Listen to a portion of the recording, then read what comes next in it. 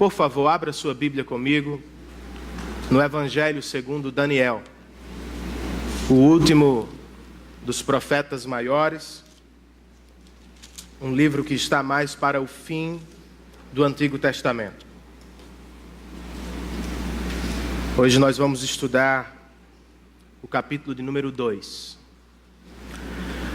Voltando de uma conferência, eu parei com alguns irmãos em um posto de gasolina para uma xícara de café. Era tarde e nos preocupamos com a estrada. E quando chegamos, fomos recebidos por um frentista muito animado, muito alegre, bastante feliz, o que se apresentou como incomum, estranho, pelo horário. De toda forma, descemos, entramos, tomamos o café, e quando estávamos saindo, irmãos, eu notei uma cena, no mínimo, curiosa. O frentista simpático deu uma tapa segura na testa de um senhor que dormia à porta da conveniência do posto. E o senhor despertou assustado, perguntando o que foi que aconteceu, o que foi que você fez. E o rapaz respondeu, era uma muriçoca. Ela estava na sua testa. O senhor esbravejou, como é a história? Você me acordou com uma tapa na testa por causa de uma muriçoca. O simpático frentista concluiu, eu estava apenas ajudando. É parte do meu trabalho. Embora seja engraçado, irmãos, o que vi naquela noite ilustra uma verdade bíblica muito importante. Deus está sempre trabalhando. Deus está trabalhando quando dormimos.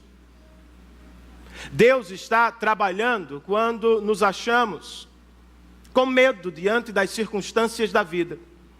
Deus está trabalhando quando sequer percebemos sua presença. Deus está trabalhando até mesmo no exílio da Babilônia. Esta é a mensagem do capítulo de número 2 do profeta Daniel. E eu sei que o texto é extenso, 49 versos, e de antemão vamos ler quase todo o texto hoje, mas ao longo da mensagem. Por agora, vamos começar apenas com o verso de número 44. Daniel capítulo 2, verso 44, na versão que nós usamos, a NVI, o texto inspirado diz assim: na época desses reis, o Deus dos céus estabelecerá um reino que jamais será destruído e que nunca será dominado por nenhum outro povo. Destruirá todos os reinos daqueles reis e os exterminará, mas esse reino durará para sempre. Vamos orar por este momento? Senhor, abra-nos os olhos espirituais do coração e nos permita enxergar as belezas incomparáveis da Tua palavra. Assiste-me, ó Espírito Santo de Deus, eu preciso de Ti. Assiste a Tua congregação, ela também precisa de Ti. Nos dá entendimento, ó Deus, e capacidade para responder a Tua palavra. E que por graça e misericórdia saiamos daqui certos de que o Senhor está trabalhando em todo o tempo. Nós te oramos assim, certos da Tua ajuda e do Teu socorro.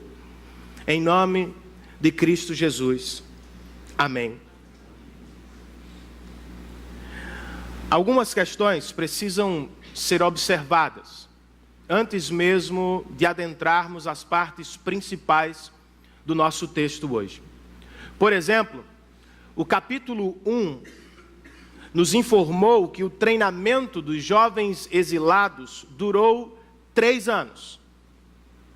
Mas quando começamos a leitura do capítulo 2, o autor sagrado nos diz que o que aconteceu aqui se passou no 2º ano do reinado de Nabucodonosor. O que nos coloca diante de uma aparente contradição.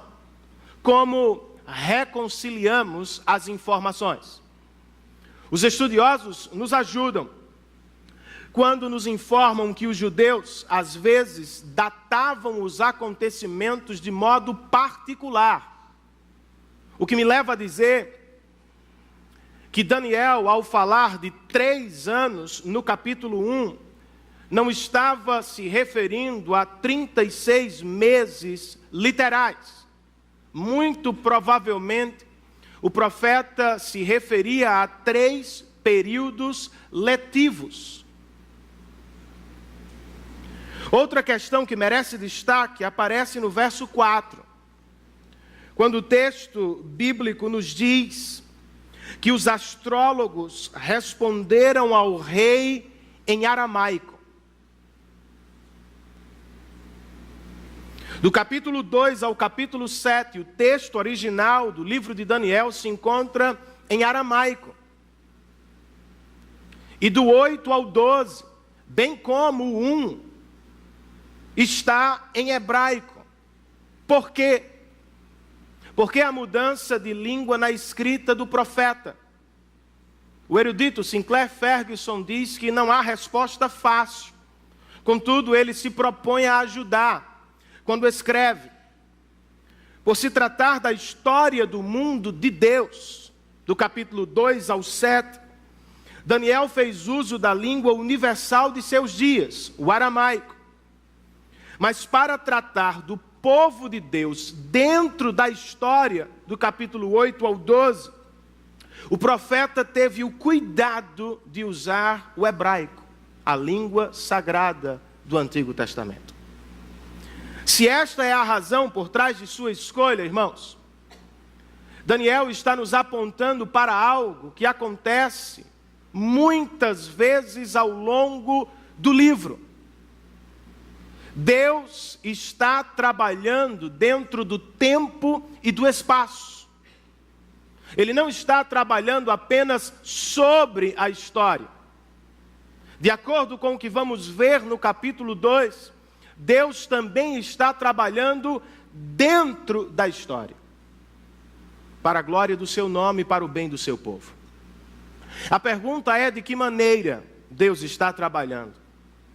Como percebemos o trabalho de Deus neste texto? A partir das principais porções do capítulo, o profeta nos oferece 3 respostas, e elas estão listadas na 2ª página do nosso boletim informativo. De que maneira Deus está trabalhando? Daniel responde: Deus está trabalhando na história de maneira perturbadora. Ao longo dos 13 primeiros versos do capítulo, irmãos, nós percebemos que há 2 perturbações em curso. Uma é noturna e a outra é diurna. O profeta nos apresenta inicialmente a perturbação que se dá à noite, versos 1, 2 e 3. No 2º ano de seu reinado, Nabucodonosor teve sonhos. Sua mente ficou tão perturbada que ele não conseguia dormir. Por isso o rei convocou os magos, os encantadores, os feiticeiros e os astrólogos, para que lhe dissessem o que ele havia sonhado. Quando eles vieram e se apresentaram ao rei, este lhes disse: tive um sonho que me perturba e quero saber o que significa. Um sonho, portanto, perturba o rei da Babilônia. E nós nos perguntamos por quê? Porque alguém poderoso como Nabucodonosor, alguém influente, está perturbado à noite. Porque alguém que está no processo de gravar seu nome na história, como um grande imperador, como o construtor de uma das maravilhas do mundo antigo, porque alguém assim está preocupado com um mero sonho. Como veremos no decorrer do texto, irmãos, os sonhos de Nabucodonosor se resumem aos reinos passageiros deste mundo. Seus sonhos são miragens. Suas maiores e mais fortes ambições não vão sobreviver à ação de Deus na história. Mas o rei não é o único perturbado no palácio. Ao receber seus sábios, no início do dia ele perturba seus melhores funcionários. Verso 5. O texto registra: esta é a minha decisão, a decisão do rei. Se vocês não me disserem qual foi o meu sonho e não o interpretarem, farei que vocês sejam cortados em pedaços e que as suas casas se tornem montes de entulho. Bonzinho Nabucodonosor. Imediatamente os sábios ficam perturbados, porque eles foram treinados para interpretar sonhos, não para revelar sonhos. Não sabem o que fazer. Por isso respondem ao rei, nos versos 10 e 11. Não há homem na terra que possa fazer o que o rei está pedindo. Nenhum rei, por maior e mais poderoso que tenha sido, chegou a pedir uma coisa dessas a nenhum mago, encantador ou astrólogo. O que o rei está pedindo é difícil demais. Ninguém pode revelar isso ao rei senão os deuses. Detalhe: e eles não vivem entre os mortais. O que é isso aqui, irmãos? Dale Davis, um estudioso do AT, escreve: não se trata de um atestado de loucura do rei. Trata-se muito mais de uma confissão. Qual é a confissão que os astrólogos estão fazendo? A confissão do fracasso do paganismo da Babilônia. A sabedoria humana não pode revelar o sonho que perturba o rei. Todos, vejam, estão perturbados aqui. O rei estava perturbado à noite. Os sábios ficaram perturbados de dia. Será que eles são os únicos? Será que não há entre nós pessoas que estão igualmente perturbadas com suas vidas? E por que estariam? Ou por que algumas pessoas estão agora mesmo perturbadas? Algumas pessoas estão perturbadas hoje porque sentem ou experimentam um vazio interior, como foi o caso de Nabucodonosor. Embora sejam ricas, poderosas, elas sentem que lhes falta algo no coração. Mas elas não sabem onde encontrar este algo. Por isso vivem sob a tirania da ansiedade. Ou estão perturbadas porque morrem de medo de perder o que construíram, morrem de medo de sonhar com a possibilidade, ou estão perturbadas tentando conquistar cada vez mais, como se o mais fosse resolver o problema do coração. Outras pessoas estão perturbadas porque a sabedoria humana se revelou insuficiente. A sabedoria religiosa dos homens, com suas promessas de iluminação e paz interior, as deixou no mesmo lugar de insegurança de sempre. A sabedoria secular, com suas promessas de sucesso, poder e conquistas, as enganou. Do lado de fora elas estão bem, tem sucesso, tem dinheiro, tem conquistas, mas do lado de dentro continuam vazias. Como os funcionários do rei se frustraram com a sabedoria deste mundo. Qual é a solução, irmãos? O que fazemos se este é o nosso caso? O que você faz se o seu coração se encontra perturbado com a vida? O melhor conselho é sugerido pelo apóstolo Paulo quando escreve aos Coríntios. Paulo diz: olhem para Cristo. Ele é o poder e a sabedoria de Deus. Qual foi a confissão dos astrólogos de Nabucodonosor? Ninguém pode revelar isso ao rei, senão os deuses, e eles não vivem entre os mortais. Esta, porém, não foi a declaração de João, o apóstolo. Na abertura da sua narrativa, João escreveu: aquele que é a palavra tornou-se carne e viveu entre nós. Nós vimos a sua glória. A glória do unigênito vindo do Pai, cheio de graça e de verdade.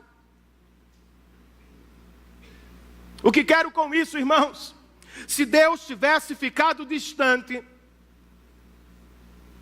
Daniel e todos os sábios da Babilônia teriam morrido. Mas ele não ficou. Deus se aproximou do seu servo, revelou o sonho de Nabucodonosor e salvou a todos. Se o Senhor não tivesse se aproximado de você, você teria ou estaria em processo de morte eterna. Mas louvado seja o seu nome para sempre. Porque em Cristo, Deus se aproximou de nós. Em Cristo, irmãos, Deus se aproximou de você. Sua sabedoria é vista na cruz. Quando justiça e graça se encontram sobre a mesma pessoa, seu poder é manifestado no Calvário como em nenhum outro lugar, onde o Rei da Glória se torna servo de todos para salvar sua igreja. Este Deus, que viveu entre nós, pode libertá-lo e salvá-lo da perturbação eterna, a ira vindoura do Pai. E este Deus pode salvá-lo da perturbação existencial na qual você se acha hoje. Tire, portanto, os seus olhos do poder humano e os coloque no poder de Deus. Tire o seu coração da sabedoria humana e o leve para a sabedoria de Deus, Cristo Jesus, pois só Ele pode realizar o seu coração, hoje, amanhã e eternamente. Posso ouvir um amém, queridos? Amém. Deus está trabalhando de maneira perturbadora. Segundo a resposta do profeta Daniel, Deus está trabalhando de maneira reveladora. O rei está perturbado, seus melhores homens também estão perturbados. Mas o que podemos dizer do servo de Deus, do jovem judeu que está exilado no império da Babilônia? Como é que Daniel responde à mesma crise, à mesma perturbação do palácio? O verso 14, irmãos,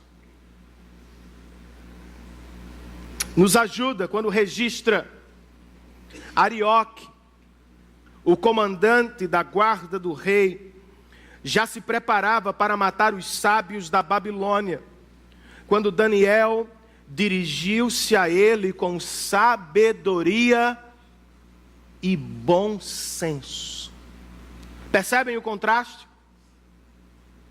Todos os sábios da Babilônia estão desesperados. Daniel não. Calmamente, Daniel responde com sabedoria e bom senso. E para onde a sabedoria o leva? Ele ganha um tempo como rei. E diz então o verso de número 17, que Daniel voltou para casa, contou o problema aos seus amigos Ananias, Misael e Azarias, e lhes pediu que rogassem ao Deus dos céus, que tivesse misericórdia acerca desse mistério. Daniel também não sabe como resolver o problema, irmãos. Ele não tem a revelação do sonho do rei. Mas o que ele faz? Ele cai de joelhos. Ele reúne seus melhores amigos, não para encontrar neles uma resposta, mas para que eles caiam de joelhos com ele, e todos busquem a Deus por uma resposta. Daniel era um homem de oração. E há um detalhe curioso aqui. Quando Daniel menciona a palavra misericórdia, ele está provavelmente se lembrando do rei Salomão e da oração que o rei fez na inauguração do templo. O rei Salomão pediu ao Senhor que ele sempre tivesse misericórdia dos servos, dos seus servos espalhados por toda a terra, quando se voltassem para o templo. Mas o templo não existe mais, irmãos. O templo foi destruído. O templo está em ruínas. Daniel continua orando. Por quê? Daniel sabe que o templo está arruinado. Mas ele também sabe que Deus não está arruinado. Ele sabe que o Senhor está vivo e que está trabalhando até mesmo na Babilônia. Por isso ele ora.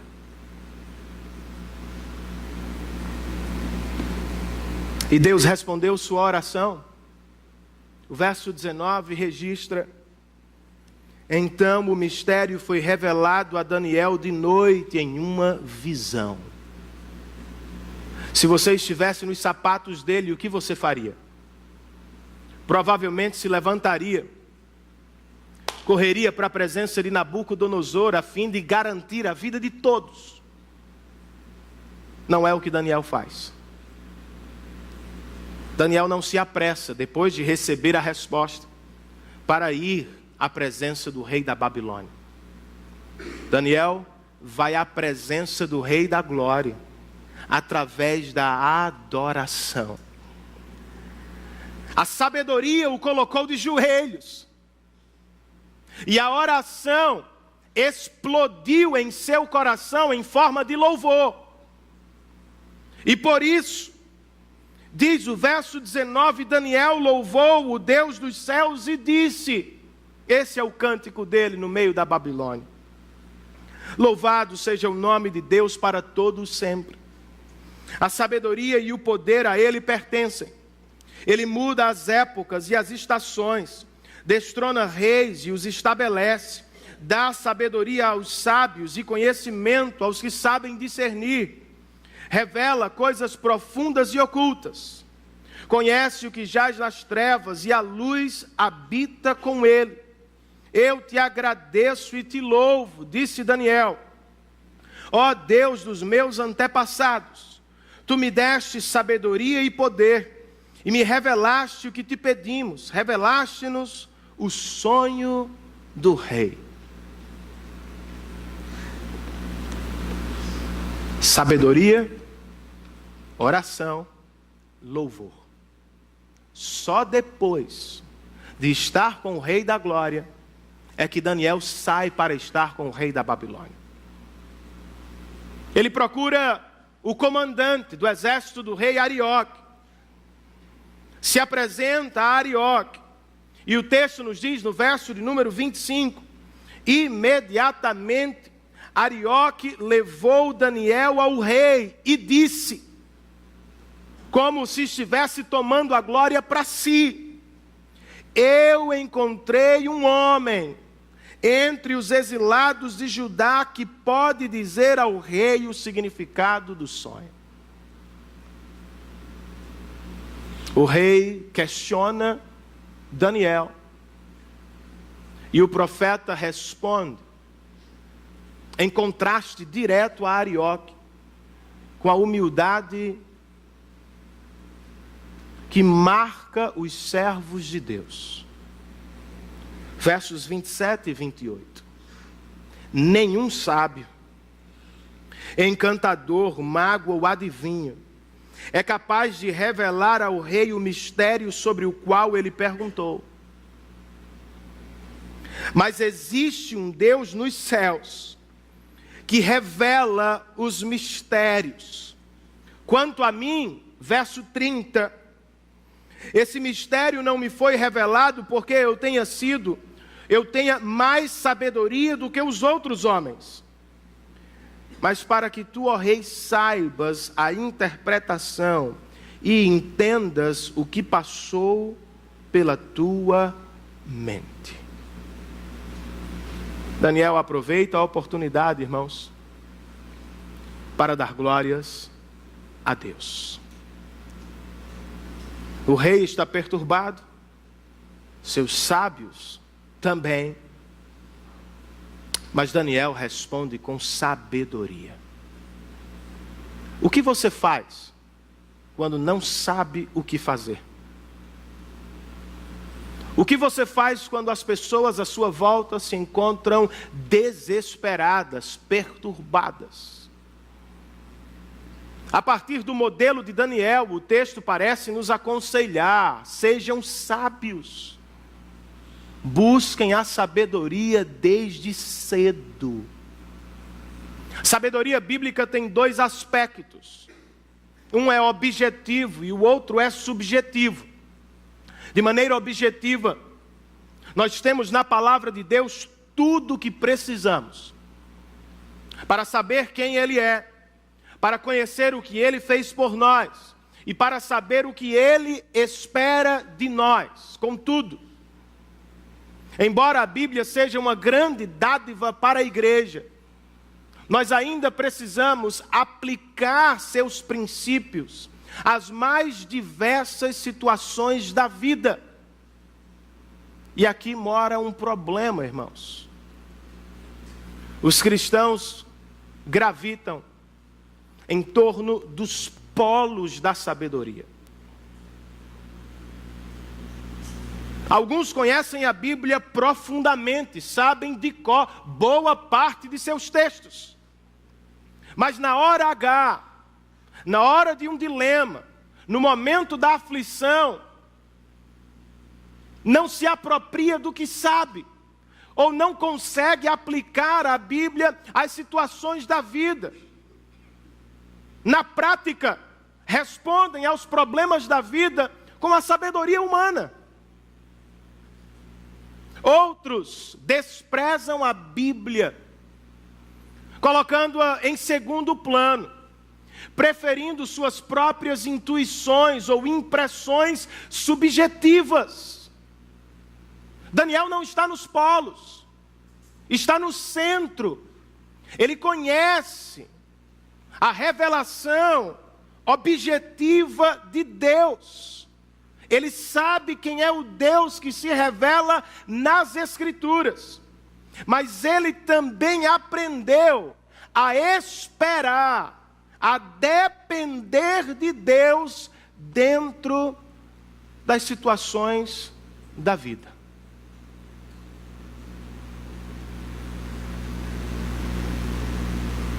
Ele conhece a Deus e ele sabe que Deus está trabalhando de maneira providencial em todas as circunstâncias da vida.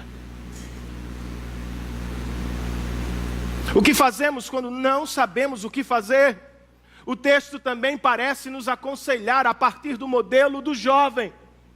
Sejam sábios, caiam de joelhos. Foi o que ele fez.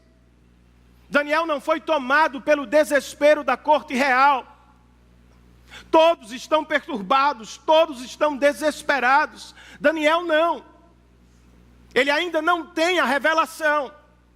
Ele ainda não sabe qual será o desfecho da história. Ele sabe que o templo de Jerusalém está em ruínas.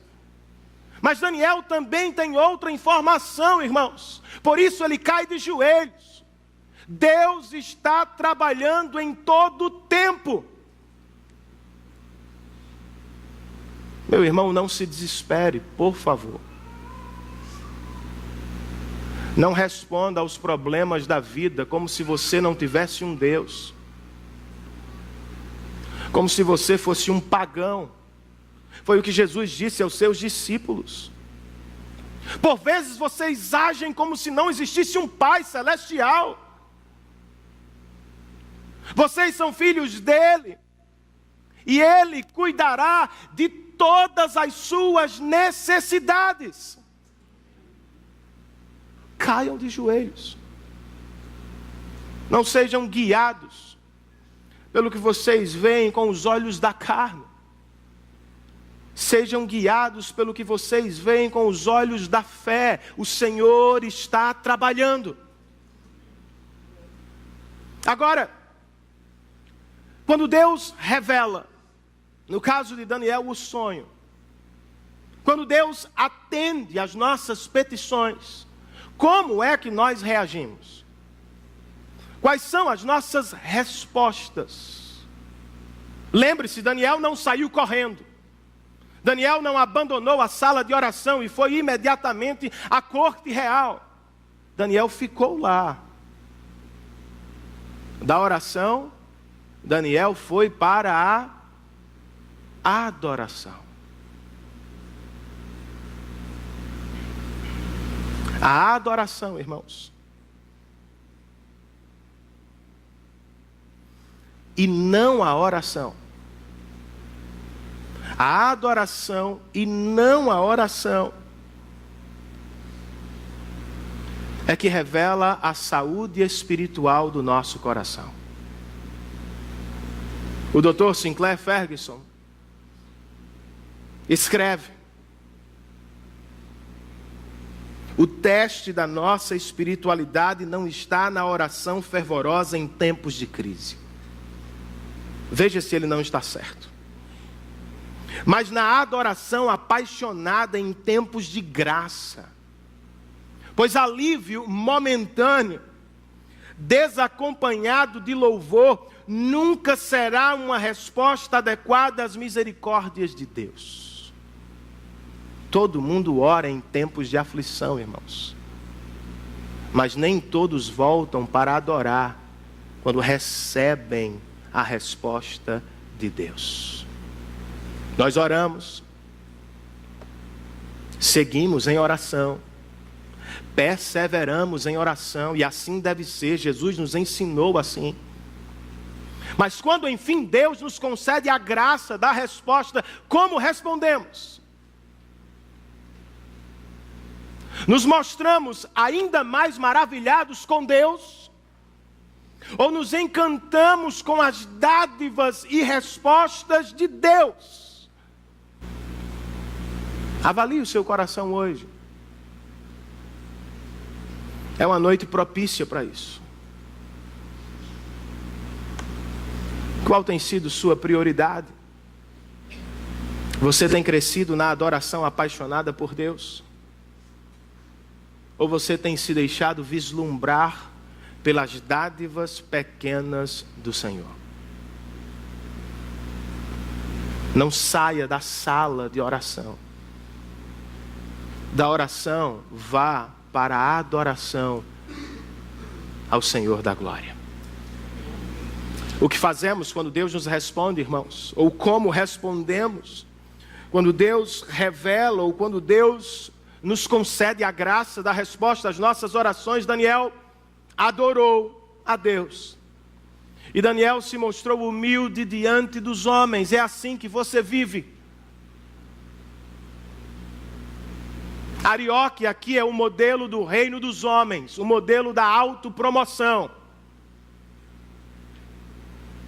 Ele se apropria do momento, bate no peito e diz ao rei: eu encontrei um homem que pode resolver teu problema. Ele se aproveita de Daniel. Ele quer ganhar crédito com o rei. Esse é o modelo do mundo, ou não é? Daniel é o modelo do reino de Deus. Ele representa a humildade.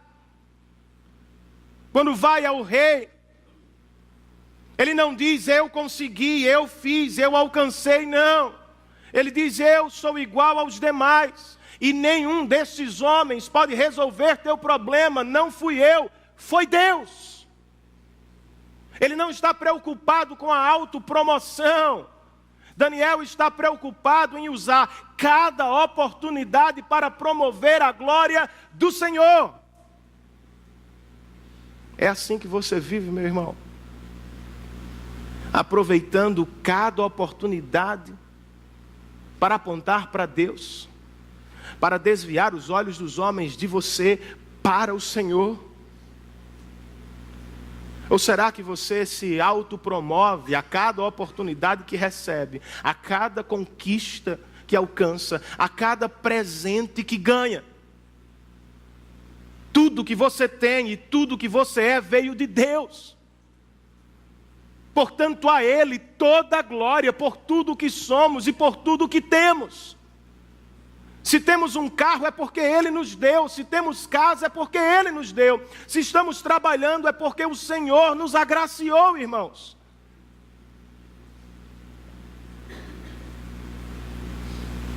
O modelo do reino de Deus não é o de Arioque, é o de Daniel. É o do Salvador de Daniel, que sendo o Rei da Glória, se humilhou profundamente na cruz do Calvário e, fazendo-se servo de todos, morreu para nos dar a vida eterna. Como cristãos que vivem aos pés da cruz podem ser orgulhosos, podem se ocupar com autopromoção.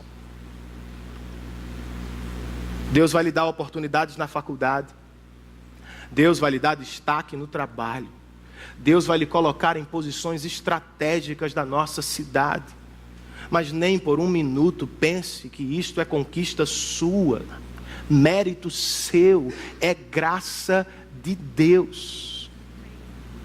Aproveite a oportunidade para dizer: foi o Senhor.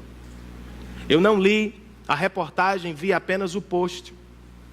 2 atletas norte-americanos entrevistados em rede nacional, ou quem sabe mundial. Em dado momento, eu vi só um trecho rápido. Um deles disse: nós queremos agradecer, eram 2, se não me falha a memória, 2 irmãos gêmeos. Nós queremos agradecer aos nossos pais pelo sacrifício. Nós queremos agradecer aos nossos treinadores pelo sacrifício. Nós queremos agradecer à nossa nação pelo sacrifício. Mas acima de tudo, em rede mundial, irmãos, o camarada disse: nós queremos agradecer pelo sacrifício de Cristo Jesus na cruz do Calvário. É por isso que estamos aqui nas Olimpíadas.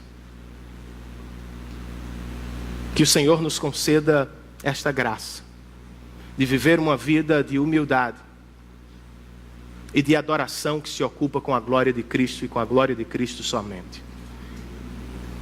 Deus está trabalhando de maneira perturbadora. Deus está trabalhando no exílio de maneira reveladora. E por fim, diz Daniel, Deus está trabalhando de maneira animadora. Daniel está agora diante de Nabucodonosor. Ele vai proceder com a revelação e imediatamente depois com a interpretação do sonho. O sonho é este. Verso de número 31, vamos retomar a leitura.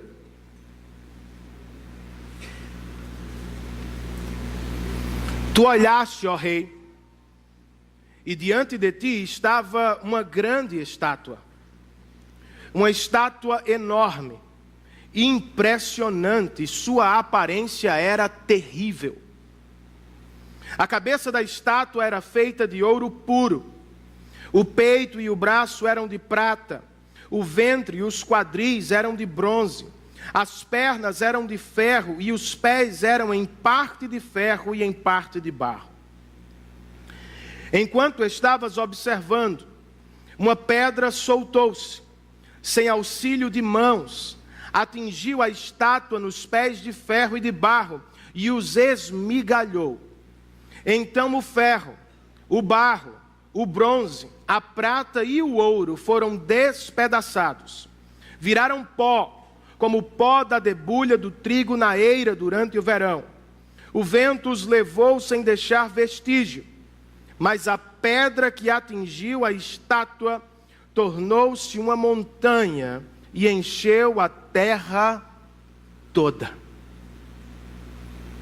Da revelação do sonho, Daniel parte imediatamente para a interpretação. Tu, registra o verso 37, ó rei, és rei de reis. O Deus dos céus concedeu-te domínio, poder, força e glória. Nas tuas mãos ele colocou a humanidade, os animais selvagens e as aves do céu. Onde quer que vivam, ele fez de ti o governante deles todos. Tu és, Nabucodonosor, a cabeça de ouro. Do ponto de vista terreno, o próprio Deus reconhece que Nabucodonosor é sim grande, poderoso, glorioso. Mas do ponto de vista dos céus, irmãos, Nabucodonosor e seu reino são ambos passageiros. Ele não será a última cabeça de ouro na história da humanidade. Por mais poderoso, por mais imponente, por mais glorioso que seja, até Nabucodonosor ouvirá um "e depois de ti". É o que Daniel nos diz no verso de número 39. Depois de ti, Nabucodonosor. Seu grande temor era este: surgirá um outro reino, inferior ao teu, e em seguida surgirá um terceiro reino, reino de bronze, que governará toda a terra, e finalmente haverá um quarto reino. E como era este quarto reino, irmãos, o verso 42 registra que este quarto reino será forte, ou em parte forte, e em parte frágil. Forte como ferro, fraco como barro. Ou seja, Nabucodonosor não é o único monarca que passará. O império da Babilônia não é o único que vai cair. Depois dele vem o Medo-Persa. Depois dos persas virão os gregos. Depois dos gregos, os romanos. Todos eles, embora fortes e poderosos, todos eles passarão e darão lugar a novos reinos.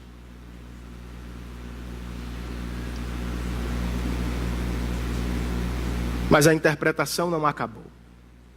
A melhor parte vem agora, quando Daniel diz no verso 44, na época desses reis. Muito provavelmente se referindo ao quarto reino dos romanos. Na época deles, o Deus dos céus estabelecerá um reino que jamais será destruído e que nunca será dominado por nenhum outro povo. Destruirá todos os reinos daqueles reis e os exterminará, mas este reino durará para sempre. Esse é o significado da visão da pedra que se soltou de uma montanha, sem auxílio de mãos. Pedra que esmigalhou o ferro, o bronze, o barro, a prata e o ouro. Vocês viram o contraste? O reino dos homens é efêmero. O reino de Deus é eterno. O reino dos homens não conseguirá resistir. O reino de Deus durará para sempre. Eu acredito que não estamos aqui apenas diante de fatos sobre o futuro. Os reinos cairão. A Babilônia, a Pérsia, a Grécia e Roma. Mas eu penso que nós estamos diante de uma filosofia da história que se repete, e se repete, e se repete muitas vezes.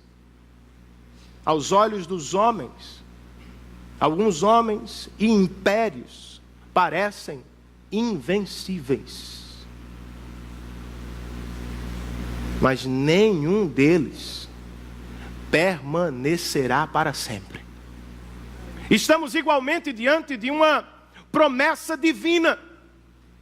O reino de Deus, que muitas vezes parece fraco e minúsculo diante dos homens, este reino jamais será destruído. Pode ser pequeno como uma pedra, mas o que Daniel viu foi: esta pedra se tornou uma montanha e tomou a terra inteira para a glória do Senhor. Que mensagem animadora, irmãos. Ela é animadora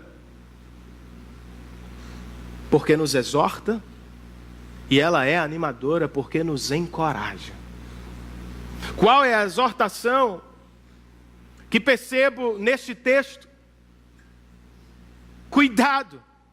Cuidado com o reino e com o poder dos homens. Eles serão despedaçados pela mão do Senhor. Ninguém será cabeça de ouro para sempre.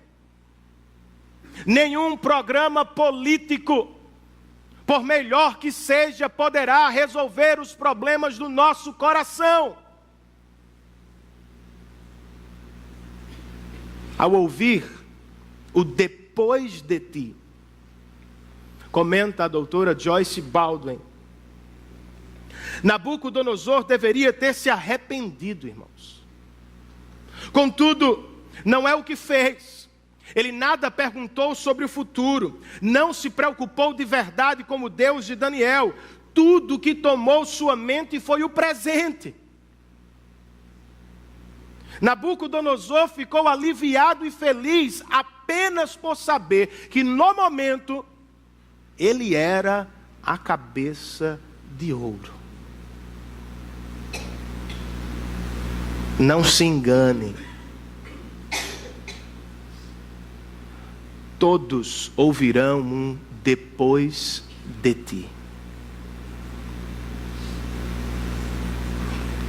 Um servo do imperador Júlio, imperador este que odiava e perseguia os cristãos, passando por Antioquia, questionou a um dos servos de Cristo: o que o filho do carpinteiro está fazendo agora? Desdenhando, obviamente, de Jesus. E o cristão respondeu: o Criador dos céus e da terra, a quem você chama de filho de carpinteiro, está agora mesmo fazendo um caixão para seu senhor. 3 dias depois, o imperador foi ferido e morreu no campo de batalha. É o que Daniel está dizendo, irmãos. Jesus tem um caixão aberto para todos os poderosos da terra, inclusive para você.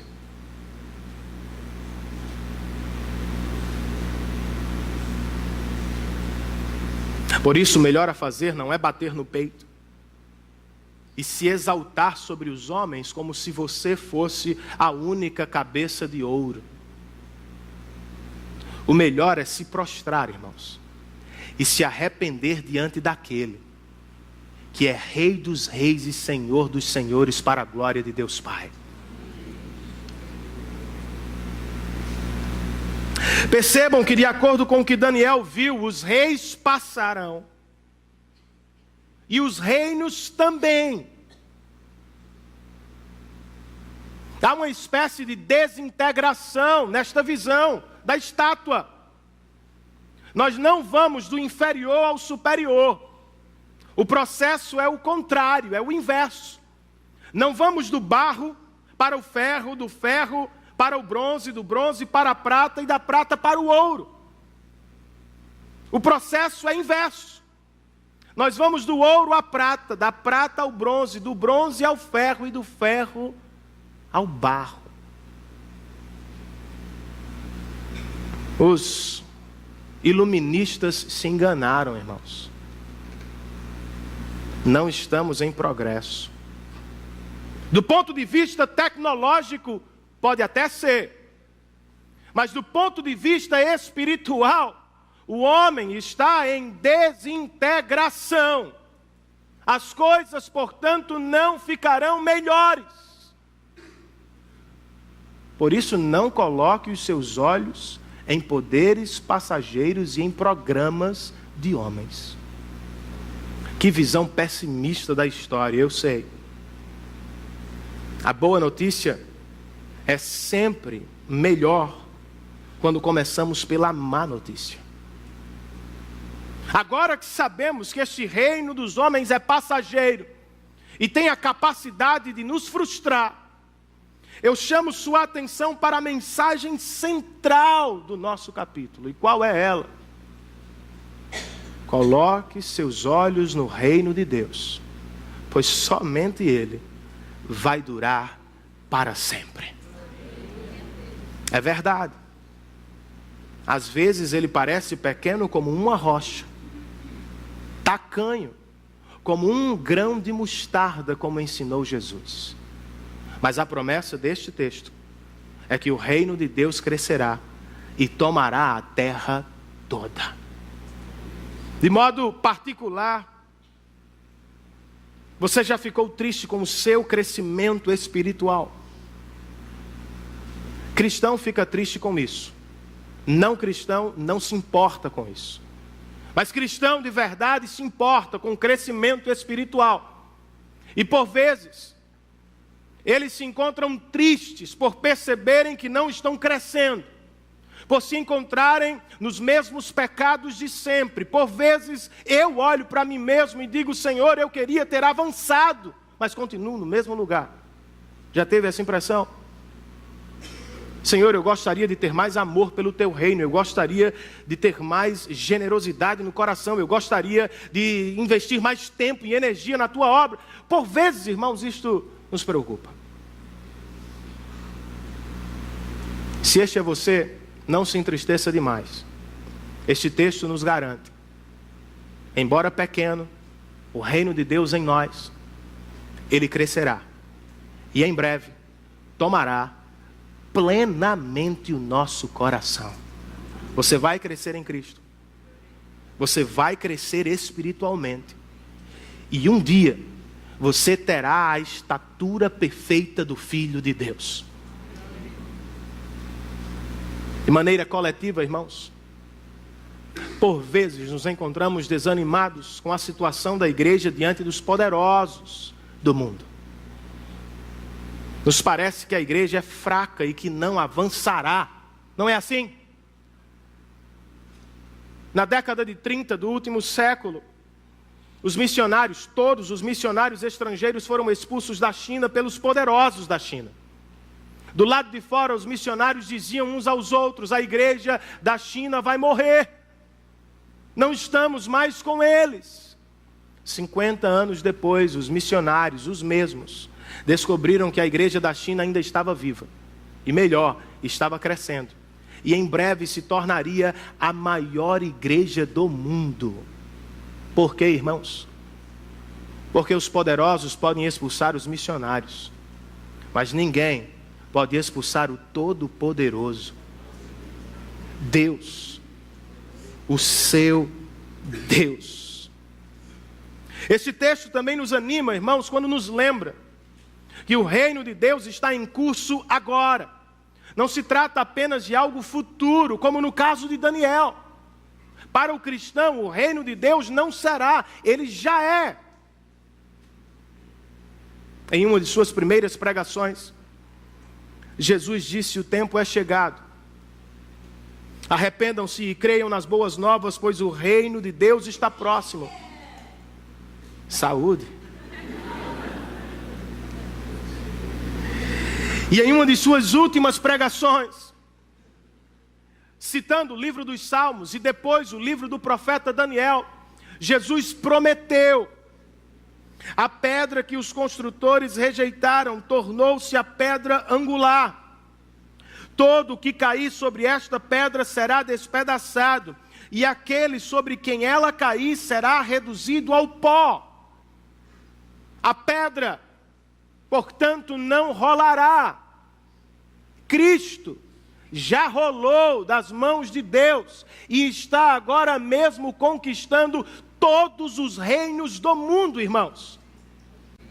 O problema é que ele não trabalha como você trabalha. Neste mesmo texto de Lucas, Jesus nos diz como Deus resolve o problema dos pecadores. Não é com armas, com tanques, com soldados ou com dinheiro. Ele resolve o problema dos pecadores com a morte do seu próprio filho. E isso não vai acontecer.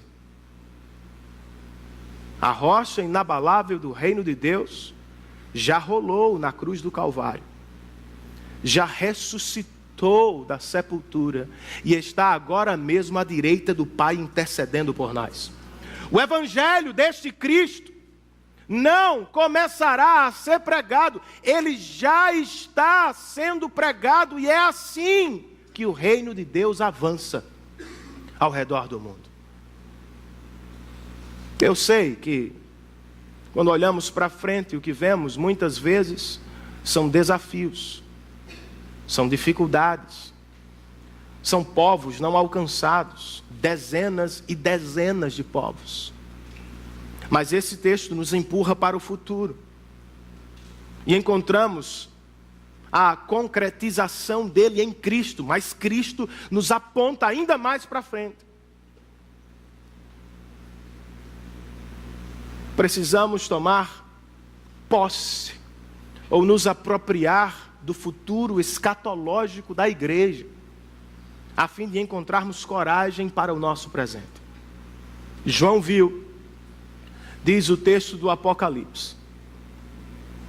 João viu o Cordeiro Santo que parecia ter estado morto em pé, no centro do trono, cercado pelos 4 seres viventes e pelos anciãos. No mesmo capítulo, ele não apenas vê, ele escuta. Ele escuta uma nova canção, a canção dos céus, dos santos anjos e da santa igreja, que reunidos diziam ao Cordeiro: tu és digno de receber o livro e de abrir os selos, pois foste morto, e com teu sangue compraste para Deus gente de toda tribo, língua, povo e nação. O reino de Deus foi inaugurado por Cristo. Ele está sendo levado aos quatro cantos da terra pela igreja de Cristo.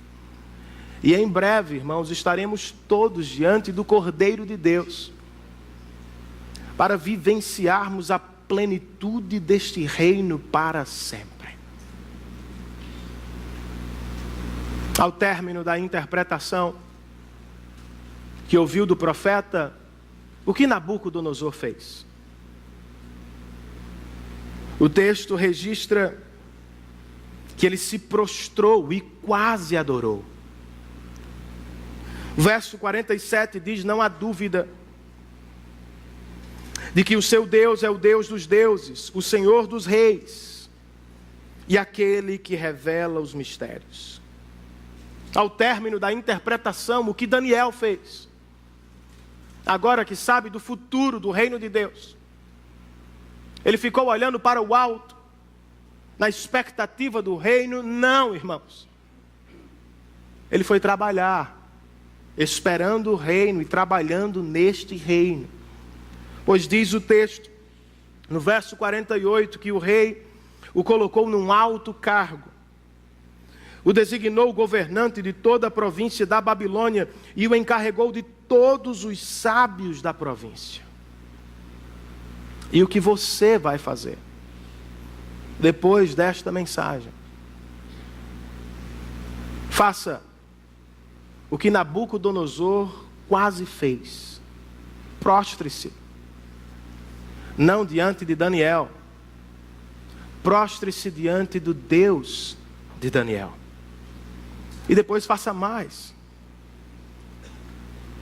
Siga o exemplo do profeta.